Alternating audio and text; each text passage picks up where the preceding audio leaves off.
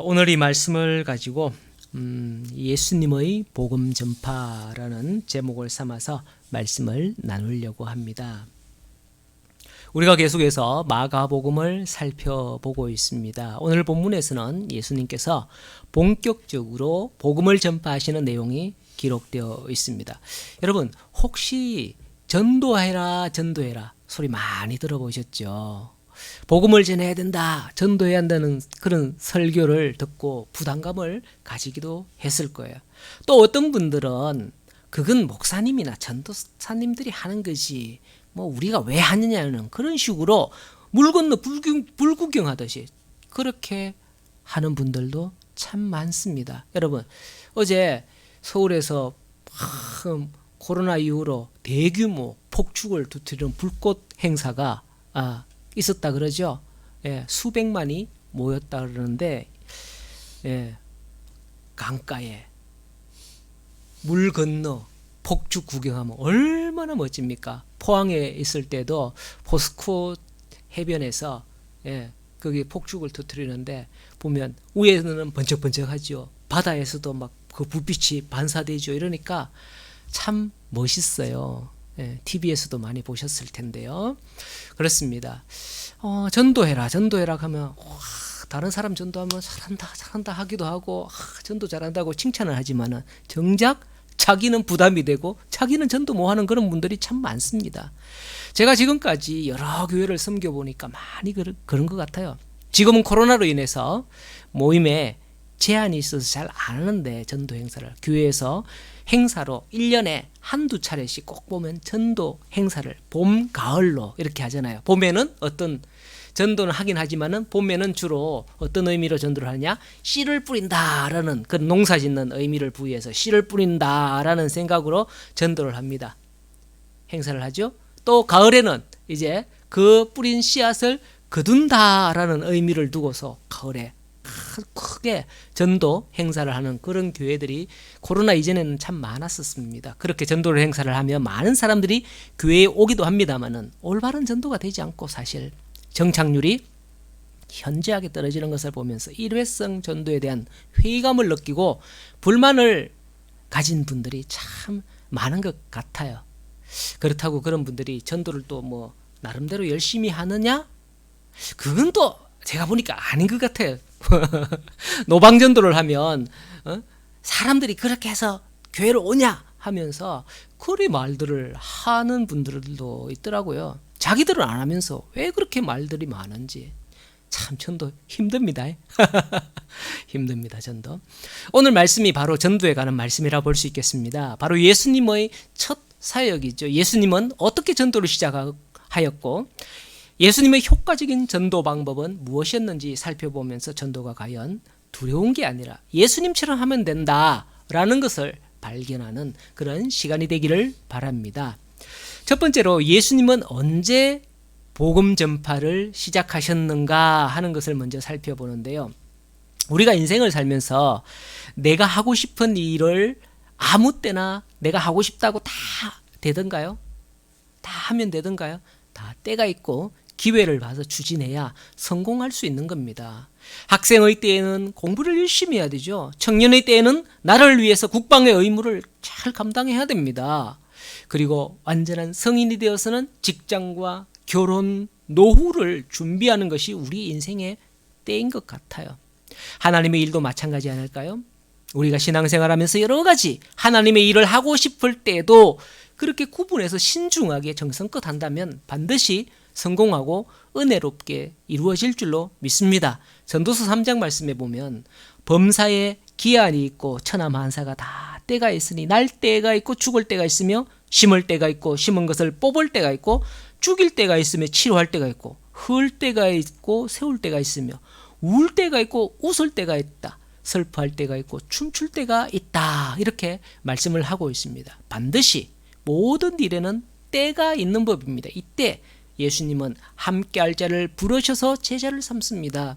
예수님은 세상을 구원하는 그 일을 혼자 하지 않고 함께하기를 원하셨고 사람들이 이 일에 참여하기를 원했던 것입니다. 그래서 사람들을 부르신 거예요.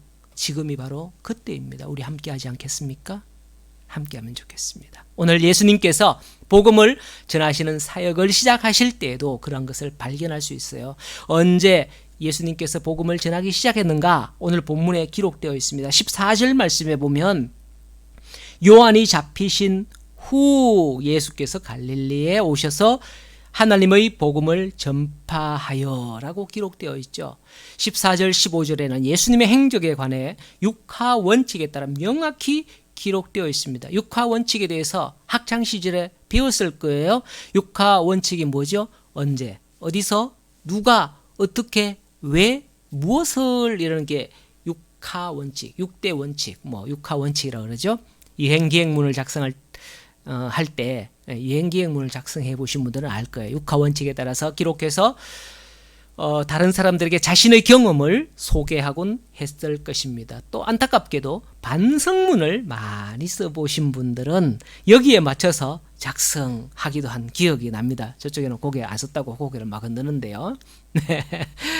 14절 15절 말씀은 예수님의 복음 사역이 어떻게 이루어졌는가 마가가 마치 육하 원칙에 준하여서 기록한 것과 같이 설명하여서 보여주고 있습니다. 언제죠? 요한이 잡힌 후라고 되어 있습니다. 어디서요? 갈릴리에서입니다. 누가요? 예수님께서. 어떻게 했다고요? 전파했다네요. 왜요? 때가 찼고 하나님의 나라가 가까이 왔기 때문에. 무엇을 전파했어요? 무엇을? 복음을 믿으라고. 복음을 전파했다는 거예요. 이 본문만 따로 가지고서도 얼마든지 설교 한 편을 만들 수 있고 많은 목사님들이 주옥 같은 설교를 하십니다. 전도 행사 때, 그죠? 그러나 저는 14절에서 28절의 내용을 한 3단락 정도 되는데요. 이 내용을 통으로 보면서 성도가 성경을 읽는 관점으로 봤을 때 여기서 무엇을 발견하나? 이 마가복음의 저자가 무엇을 우리에게 보여주려고 이 내용을 쭉 기록했는가? 거기에 대해서 설교하려고 합니다. 많은 목사님들이 한 구절 한 구절을 해석하며 주옥 같은 설교 말씀을 하니까 성도들은 여기에 한 구절 속에 깊은 뜻을 풀어야 하는 무슨 주술서와 같은 마법서 같은 그런 게 있다고 느껴질 때가 많거든요. 옛날에 10년도 더 됐네요. 성철 스님인가 그분이 돌아가시면서 한 말, 산은 산이고 물은 물이다. 이런 말 있죠. 정확한가 모르겠지만은 그런 말을 했어요. 아니 우리가 들을 때는 그 말이 그 말인데 산은 산이지 물은 물이지 뭐지? 그런데 자기들은 거기에 깊은 깨달음이 있대요. 그러면서 막 설명을 하는 거예요. 이 성경 말씀 그렇게 볼 수도 있겠습니다만은 그렇게 우리가 보면서 읽어야 한다면 다들 성경 말씀 싫어할 거예요. 이걸 해석을 할 줄 나는 몰라 이러면서 해석할 줄 모른다고 성경 말씀 멀리 할 거예요. 성경은 쉽습니다. 내용이 길어도 성경의 기록자가 언급하는 인물 중심으로 어떤 일이 어떻게 흘러가고 있는지 핵심만 보면 나머지 사건과 해설들이 쉽게 걸러지고 기록자가 전하고자 하는 게 무엇인지 눈에 훤하게 보이는 거예요. 물론 이게 사람마다 다른 건 사실입니다. 성령께서 각 사람의 마음에 주신 은혜대로 순간순간 느끼게 하기 때문에 오늘 성경을 읽을 때에 전에 읽을 때 몰랐던 것들을 깨닫게 하시는 그런 때도 있어요. 아마 다음번에 이걸 읽을 때 다음번에 제가 이거 설교를 준비할 때는 또 다른 방향으로 깨달음을 설교할 수도 있어요. 여러분들이 이 성경을 다음번에 읽을 때는 또 다른 것을 발견할걸요. 그러므로 성경 한 번 읽었다고 다 안다고 생각하지 마세요. 그런 말 있잖아요. 한 번 읽은 사람, 책을 한 번 읽은 사람이 제일 무섭다고. 그죠? 예, 그렇습니다. 매년 한 번씩 읽으면 더 큰 은혜가 매년 새롭게 내려줄 줄로 믿습니다.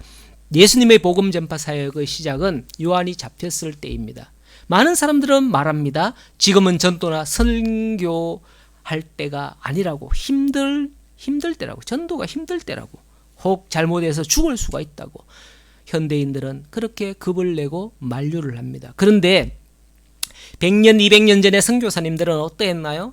영국이나 미국 등의 선교사님들이 우리나라에 복음을 전하러 왔을 때에 우리나라의 복음의 밭은 좋다기보다는 길가밭이었고 가시밭이었고 돌짝밭이었습니다. 자칫 잘못하면 생명까지도 내어놓아야 할 땅이었습니다. 조선대원군 집권 때 한국 최초의 선교사로 순교했던 토마스 선교사 있죠. 토마스 선교사는 한국의 백령도 섬 근처에 1차 선교여행을 와서 한문으로 된 성경을 약 200권을 주민에게 전하며 복음을 전했다 그래요. 다시 중국으로 갔다가 1866년에 2차로 대동강변, 평양 근처의 대동강변으로 들어왔습니다. 그러나 그때에 조선군과 무력 충돌이 생겨서 토마스 선교사님이 그 땅에 제대로 발 딛지 못하고 잡히게 되었습니다. 그때 선교사님은 한 권이라도 더 조선의 성경을 보급하기 위해서 그는 조선군에게 잡힐 때까지 사역을 다해서 강가로 성경책을 던졌다 그래요. 그는 즉시 생포되어서 칼로 순교를 당했습니다. 선교사님 죽인 그 조선 군인은 여러분 이미 혹시 알고 있는가 모르겠는데 박춘권이라는 자였었습니다. 박춘권이 칼 뽑아들자 토마스 선교사는 급히 자기 품속에 있던 성경책을 꺼내면서 웃었습니다. 웃으면서 그에게 내밀었고 그리고 두 손 모아서 마지막으로 하나님께 기도를 드렸대요. 오 하나님, 사람이 자기 하는 일을 모르오니 이 사람의 죄를 용서하여 주옵소서. 조선 땅에 뿌린 복음의 씨앗이 헛되지 않게 하소서. 내 영혼을 받아주소서 라면서 기도했답니다. 훗날 토마스 선교사님의 성경 보급으로 평양에 유력한 신앙 가문을 일으킨 그런 일들이 있었습니다. 그 중에 선교사님을 죽인 박춘권은 토마스 선교사님이 죽으면서 품속에서 꺼내준 그 성경을 집으로 가져가서 도배지로 뜯어서 도배지로 벽에다가 쫙 이렇게 붙였는데 그 사람이 방에 탁 누우니 성경 구절이 쫙 보여서 읽다가 예수 믿고 후에 평양교회의 장로가 되었다 하잖아요.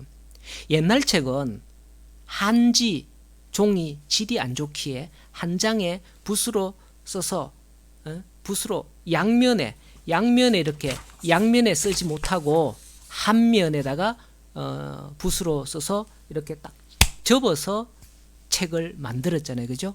옛날 책 보셨는지 모르겠지만 그래 만듭니다. 그러니 그것을 탁 펴서 딱 붙이니까 온전한 성경 구절이 촥촥촥촥 연결되는 거예요.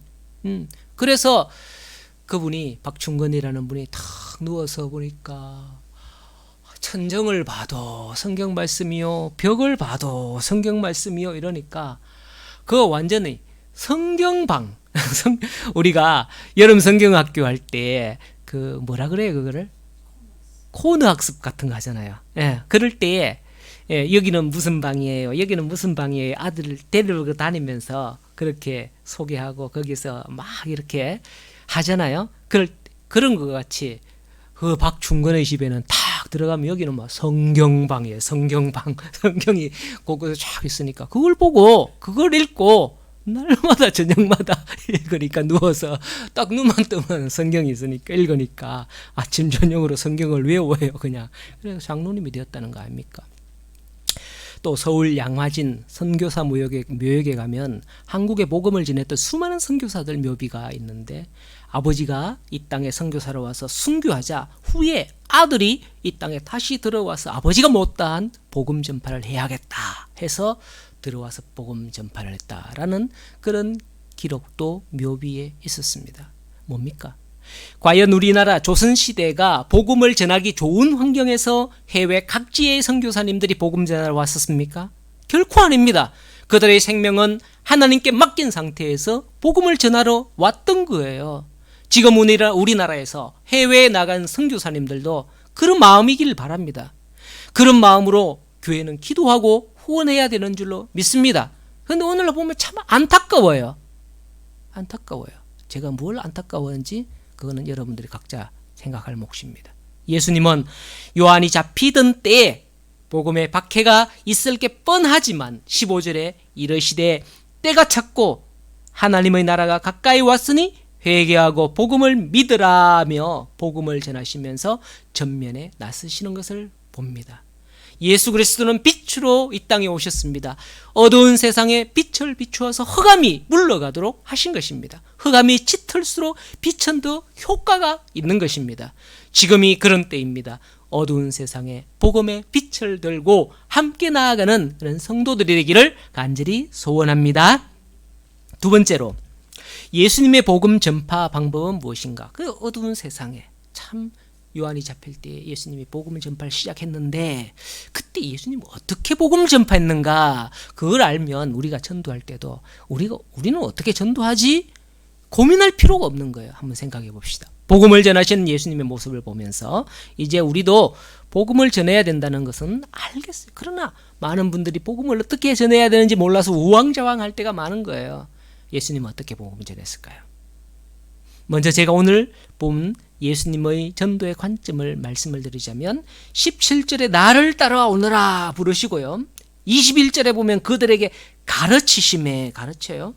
마지막으로 28절에 예수의 소문이 사방에 퍼지더라. 동사로 이렇게 연결이 됩니다. 연결해 봅니다. 이래저래 사건과 이야기에 살을 붙여 놓으니까 거기에 쏠려서 거기에 눈이 가니까 핵심을 파악하지 못하는 경우가 많습니다. 오늘 설교에서는 사건 하나하나를 보지 않고 통으로 흐름을 보면서 거기에 예수님의 복음 전파의 행적을 찾아보도록 하겠습니다. 자, 그래서 첫째는 뭐라 그랬죠? 예수님의 복음 전파 방법. 첫째는 나를 따라오라 라고 하는 겁니다. 17절 말씀에서 예수께서 이르시되 나를 따라오라 내가 너희로 사람을 낚는 어부가 되게 하리라 그렇게 말씀을 하지요. 17절에서 20절은 예수님이 갈릴리 해변으로 나가셔서 사람을 부르시는 장면이 기록되어 있습니다. 그런데 많은 분들이 나를 따라오라 라는 말씀보다는 사람을 낚는 어부가 되게 하리라 하는 이 부분의 무게를 더 많이 둡니다. 유명한 성구액자, 그런 성구액자 같은 데 보면 사람을 낚는 어부가 되라 뭐 이런 교훈의 글귀를 새겨놓은 것을 보게 됩니다. 얼마나 의미심장한 구절입니까? 감동이에요. 꿈에서 예수님이 나타나서 너는 사람을 낚는 어부가 되거라 라고 했다면 그 사람은 어떨까요? 얼마나 큰 축복이 나에게 쏟아지려고 그럴까 하면서 막 설렐 거예요. 중요한 건 예수님이 친히 갈릴리 해변으로 가셔서 나를 따라오라 라고 사람을 부르셨다는 거예요. 그때 예수님이 다른 일을 보여줬는지는 모르겠어요. 그렇지만 예수님이 부르니까 그들이 18절에 곧 그물을 버려두고 따르니라 그렇게 기록하고 있습니다. 예수님이 부르자 이것만 정리하고요 라고 그렇게 하지 않았다는 겁니다. 마태복음 4장 18절 이하에 보면 이 장면이 상세하게 더 기록되어 있는데 그들이 구멍난 그물을 깁다가 예수님이 부르실 때 심지어 그들이 곧 배와 아버지를 버려두고 예수를 따르니라 이렇게 기록되어 있습니다. 여기서 관점은 그들에게 돌리지 마십시오. 그들이 사람을 낚는 어부가 된다. 그들이 있는 거야. 예수님의 관점을 두시면 좋겠습니다. 예수님이 왜 부르셨어요? 제자를 삼으려고 나를 따라오라. 천국 복음을 전하게 하려고 나를 따라오라. 우리를 부르신 이유도 잊어서는 안 됩니다. 나를 따라오라. 부르신 예수님. 어떻게 해야 될까요? 아까 우리 죄송합니다. 아까 우리가 찬양했잖아요. 주님의 부를 때에 맡기신 그 길을 내가 가리라 이렇게 하면서 그런 찬양 그렇습니다. 나를 따라오라 부르신 예수님은 이제 우리에게 어떻게 하라고 하실까요? 둘째는 가르치십니다. 여기서 예수님께서 제자들만 따로 가르치셨다는 기록은 없습니다만은 다 같이 안식일에 회당으로 갔을 것이다. 그 부른 자들과 함께 갔을 것이다. 그렇게 판단이 됩니다. 그때 회당에서 가르치는 사역이 기록되어 있어요. 여기에 보면 여러분들의 교회는 왜 전도 행사를 합니까? 그날 점심 한턱 쏘고 선물을 팍 하나 손에 들러줄 목적으로 그들을 교회로 부릅니까? 아마도 교회에 나오는 이들의 목적 또는 그들을 어떻게 해서라도 교회 데리고 나오는 이들은 야야야 우리 오늘 교회 한 번만 가자. 한 번만 이러면서 오늘 교회 행사하는데 유명한 연예인 누군지 알지? 이 사람 누군지 알지? 그 사람이 오고 선물도 주고 밥도 준다. 그렇게 꼬셔서 한번 억지로라도 한번 데리고 나오기도 하는 그런 경우가 참 많거든요. 많아요. 그러나 정작 그들을 교회로 모시고 오는 이유는 하나님의 말씀을 듣게 해서 믿고 구원받도록 하는 데 있는 줄로 압니다. 하나님의 말씀을 가르치는 데 제일 첫 번째 중요한 목적이 바로 그거예요. 그런데 막 연예인에게 눈이 돌아가고 선물에게만 마음이 있어서 설교 말씀은 귀에 하나도 안 들어온다며 헛일을 하셨습니다. 그러니까 수백 명이 와도 10명이 채 정착 안 되는 거예요. 그 다음 주간에는 한 몇 명 왔다가 그 다음 주간 한 달 이상 지나고 나면 10명이 채 정착 안 되는 거죠. 1년이 지나고 나면 그 중에서도 많이 떨어지죠. 예수님은 제자들을 부르시고 어디에 목적을 두셨나요? 뒤이어 나오는 말씀이 회당에 들어가 가르쳤다는 데 목적이 있습니다.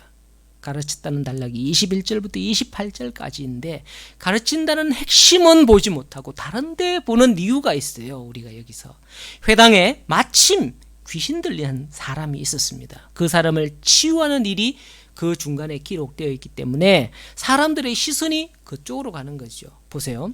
회당에 들어가 가르치자 22절에 보면 22절에 뭇 사람이 그의 교훈에 논란이 이는 그가 가르치는 것이 권위 있는 자와 같고 라고 합니다. 그리고 귀신 사건 이후에도 사람들이 하는 말이 27절에 다 놀라 서로 물어 이르되 이는 어찌미냐 권위 있는 새 교훈이로다 그렇게 말하고 있는 거예요. 귀신도 예수님의 말씀에 순종한다는 거죠. 여러분 예수님의 가르침은 세상의 학문이나 지식이나 경험이 아닙니다. 사람들이 예수님의 가르침에 놀라잖아요. 놀라는 이유가 22절에 서기관들과 같이 아니하다라고 합니다. 예수님의 가르침은 확실히 달랐던 겁니다. 그 가르침과 말씀에 귀신도 떠나갈 정도였으니까요. 그렇다면 서기관들과 다르다. 서기관들과 같지 않았다라고 하는데 서기관들은 뭘 가르쳤기에 이때까지 교회에서 교회가 아니죠. 회당이죠. 그때는 이때까지 이때까지 회당에서 뭘 가르쳤기에 이런 말을 할까요? 여기에 너무 깊이 파헤치면 오늘 설교 말씀의 핵심을 벗어날 수 있기에 참고로만 간략히 서술해 보겠습니다. 예수님은 진리만을 말씀하셨지만 서기관들은 율법과 더불어 장로의 유전이라며 왜곡된 것을 강요했습니다. 예수님은 생명과 구원에 관한 중요한 복음을 선포하셨지만은 서기관들은 율법으로 자신의 교리를 옹호하는 데 급급하였습니다. 예수님은 하나님의 아들이라는 자신의 권세로 전한 말씀이었지만은 서기관들의 말은 자신이 속한 바리새인파, 제사장파, 서기관파 등 그 파당의 교세를 확장하려는데 여념이 없었던 겁니다. 성도 여러분, 오늘날 교회가 얼마나 다르죠? 그때의 회당의 모습 같이? 이 부분은 지금도 예수님에게 꾸중 듣는 부분일 겁니다. 화 있을진저 외식하는 서기관들과 바리새인들이요. 예수님은 마태복음 23장에서 그와 같이 말씀하셨습니다. 복음은 세상의 입심양명을 위해 전하는 게 아닙니다. 설교는 개인의 교양 함량을 위해서 듣는 게 아닙니다. 복음은 오직 예수 그리스도입니다. 믿습니까? 생명을 살리고 구원하는 복음을 전하는 설교인 것입니다. 그 설교를 들을 때 이거는 권위 있는 말씀이다. 우리가 듣지 못했던 세상에서 듣지 못했던 그 말씀이구나. 우리도 고백할 수 있어야 하는 겁니다. 이미 우리가 다 그것을 알고 있지만은 로마서 10장 10절 말씀에 보면 사람이 마음으로 믿어 의에 이르고 입으로 시인하여 구원에 이르느니라 라고 말씀했어요. 말씀대로 살도록 가르치는 거예요. 예수님의 복음으로 가르침 받기를 소원합니다. 세 번째로 뭘 가르쳤느냐? 예수님의 복음 전파 어떻게 했느냐? 예수님의 소문이 퍼져야 됩니다. 예수님의 소문. 28절에 보면 예수의 소문이 곧 온 갈릴리 사방에 퍼지더라 라고 말씀을 합니다. 오늘날은 어떨까요? 예수님의 소문보다는 교회의 소문이 더 퍼지기를 원하는 것 같아요. 보면 우리 교회, 우리 목사님 자신이 대형 교회에 다니는 것에 자부심을 가집니다. 대형 교회 목사님은 총회 법에 있어요. 총회 법 위에 있어요. 보니까 얼마 전에 자기 아들 세습하면서 총회에서 이거는 맞다 이런 식으로 했다 하는 그런 총회가 있었죠. 이건 세상 사람들도 그렇게 하지 않습니다. 교회가 성도의 인격이 되어가고 있고 교회가 목사의 위치를 결정하는 그런 시대가 되었습니다. 오직 예수의 소문이 내가 사는 지역에, 내가 사는 나라에 퍼져나가기를 소원합니다. 한동안 코로나로 인해서 한국 교회는 급격하게 쇠퇴하고 있다라는 그런 연구 결과가 나오고 있습니다. 그런데 미국 교회는 오히려 코로나로 인해서 더 인지도가 높아가고 성장하더라라는 그런 연구 결과가 나왔다고 합니다. 한국과는 완전 정반대예요. 왜냐하면 미국 교회는 코로나로 모이지 못하니까 온라인과 더불어서 이웃과 복지단체로 성도들이 나아가서 찾아가서 봉사활동을 더 많이 펼쳤다 그럽니다. 그 결과 교회에 대한 호감이 상승했다라고 해요. 교회에 대한 호감이라는 그것은 일개 교회를 지칭하는 것만은 아닐 거예요. 미국 사회가 교회가 믿는 예수 그리스도를 높이 평가하는 계기가 되었다는 것이죠.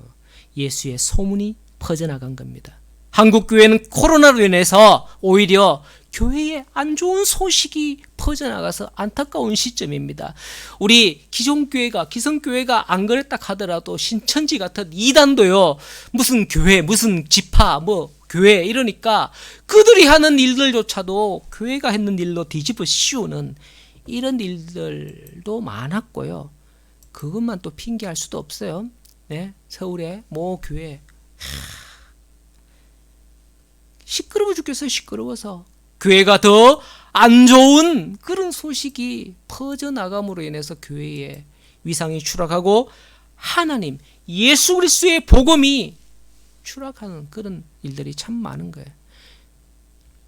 귀신 들리면 안 좋잖아요. 그런데 그 귀신 때문에 예수의 소문이 퍼져나게 되는 그런 결과를 여기에 본문에 오늘 기록하고 있습니다. 뒤에도 살펴보겠습니다만은 병 걸리고 아프면 안 좋은 일이잖아요.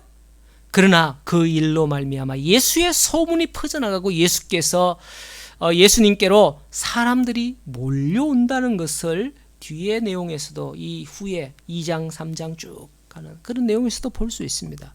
여러분 오직 예수님의 복음만을, 예수님의 이름만을 전파하는 그런 성도들의 모습이 되기를 바랍니다. 우리 교회 좋다 와봐라, 우리 목사님 좋다 와봐라. 물론 전도하려고 하면 그런 말도 필요하긴 하지만은 그건 양념일 뿐이에요. 양념만 먹고, 여러분 고춧가루만 먹고 살아요? 참기름이 아무리 고소하다고 해도 참기름만 먹고 살 수 있어요? 아니잖아요. 그건 양념일 뿐이에요. 실제 핵심은 복음, 핵심은 예수 그리스도인 줄로 믿습니다. 오직 복음만을 전파하는 교회가 되시기를 바랍니다. 이제 말씀을 마치겠습니다. 오늘은 예수님의 복음 전파에 대해서 살펴보았습니다. 성도가 가장 어려워하는 일은 전도하는 일이라 그랬죠. 이 말씀을 보면서 우리가 언제 전도해야 되느냐 생각을 해보았습니다. 예수님의 복음을 전하기 시작할 때가 세례 요한이 잡혀서 이제 박해가 시작되었을 때다라는 것이었고요. 나중에 형편이 될 때 전도하는 게 아니라 때를 얻든지 못 얻든지 해야 할 일을 복음 전파를 해야 하는 줄로 믿습니다. 그리고 예수님의 복음 전파 방법에 대해서 살펴봤는데 친히 찾아가 부르시고 말씀을 가르쳤습니다. 그러자 예수의 소문이 온 갈릴리 사방에 퍼졌다라고 했어요. 우리의 전도는 찾아가야 하고 예수님이 어떤 분인지 가르쳐 줘야 합니다. 세상 사람들은 자기들이 보고 싶은 것만 보지 잘 모르거든요. 우리가 전하는 예수님에 대해서 알게 되면 믿게 될 줄로 압니다. 가르친다고 해서 무언가 특별한 지식이 있어야 되는 것도 아닙니다. 성도는 자기가 믿고 경험한 예수님만 전하면 되는 거예요. 자기가 아는 그 수준에서 자기가 믿는 것, 자기가 믿었을 때 경험했던 거, 그것만 전하면 되는 거예요. 요약하자면 이런 거죠. 너도 예수 믿어봐라. 왜? 무슨 일이 있을 때 그 말이에요? 막 상대방이 무슨 어려운 일이 있거나 막 이런 고민이 있거나 이럴 때, 야, 너도 예수 믿어봐라. 이렇게 말 한마디 하면 그 사람이 집에 가서 꿈속에 누웠을 때도 뭘 할 때도 내 친구가 너도 예수 믿어봐라 했는데 나도 한번 예수나 한번 믿어볼까? 이런 생각이 드는 거예요. 너도 예수 믿어봐라. 친구에게 찾아가서 그런 말을 하는 거예요. 두 번째는, 첫째는 너도 예수 믿어봐라. 둘째는 나는 예수 믿고 이러이러한 일이 있었다. 그냥 그 자신의 그런 거를 가르쳐 주면 돼요. 그냥 나 이런 일이 있었다. 예수님은 복음은 어떤 것이다. 예수님은 뭐 심오한 하늘나라의 복음을 전했겠지만 우리는 잘 모르잖아요. 모르니까 그냥 내가 아는 거, 내가 경험했던 거. 나는 예수 믿고 이런 일이 있었다. 그런 거 두 번째로 그렇게 이야기하면 돼요. 세 번째로는 그 사람도 내가 믿는 예수님을 알게 되었더라. 이게 끝이에요. 그냥 끝. 이건 하나님이 하시는 거예요. 뭐라고요? 첫 번째는 너도 예수 믿어봐라. 찾아가서 너도 예수 믿어봐라. 두 번째로는 나도 예수 믿고 이런 일이 있었다. 이러면서 그 사람이 있었던 일과 내게 있었던 일을 이렇게 결합해서 이야기를 해보는 거죠. 그럴 때 그 사람이 나중에 생각할 거예요. 그래서 나도 예수 믿어볼까? 이러다가 세 번째로 그 사람도 내가 믿는 예수를 믿게 되었다. 예수님을 알게 되었다. 끝. 복음 전도는 이런 것이죠. 쉽습니다. 내 이웃에게 예수님처럼 복음을 전하여서 주님 오실 때를 준비하는 그런 성도들이 되기를 간절히 소원합니다. 잠깐 기도합니다. 살아계신 하나님 아버지 감사합니다. 우리가 예수님의 복음 전파의 내용들을 살펴보았습니다. 이 속에는 여러 가지 사건들이 복합적으로 나와 있지만도 예수님께서 세례 요한이 잡히시고 난 후에 무엇을 시작하셨는지, 그리고 그 일들을 어떻게 하셨는지, 그 내용들을 오늘 말씀을 통해서 살펴보았습니다. 오늘도 이 말씀을 통하여서 예수님의 복음 전파를 우리도 할 수 있도록 힘을 주시고 믿음을 더하여 주시옵소서. 예수님의 이름으로 기도드리옵나이다.